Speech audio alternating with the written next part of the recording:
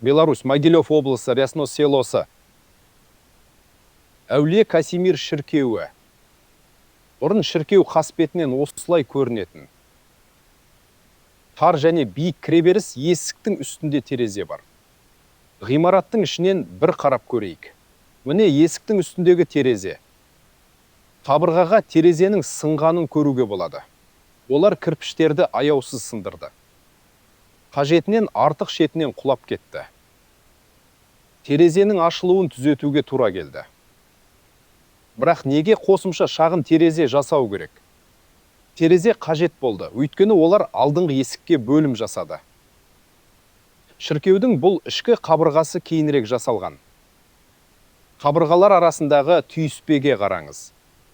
Сол жақта ғибадатхананың негізгі қабырғасы. Оң жақта кейінірек жасалған бөлім бар. Бір түрлі үшбұрышты тауашалармен.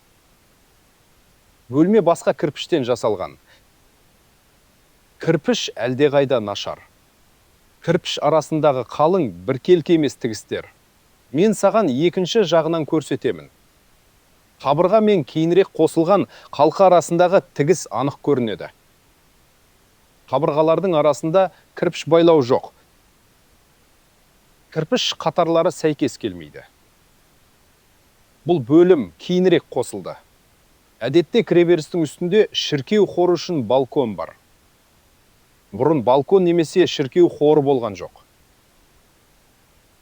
Бұл шіркеу салынған кезде аяссыз жылы климат болды. Бірақ кейін ауа райы өзгеріп, күн суыта бастады. Ғимаратты жылыту керек болды. Мұнда металл пеш қойылды. Олар цилиндрлік пешті орнату үшін қабырғадағы тауашаны жарып жіберді. Сәулетшінің идеясына ұқсамайды. Бұл қатып қалмас үшін амалсыз жаңғырту. Жоғарғы жағында мұржаға арналған арна бар. Беларусияда жылусыз өмір сүру мүмкін емес.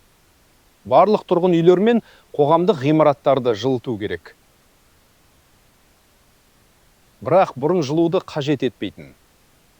Содан кейін климаттық апат болды. Ғимаратты дінбасылар алды. Олар пеш орнатып, хорға балкон жасап, терезені сындырды. Шіркеу қызметтері жүргізіле бастады.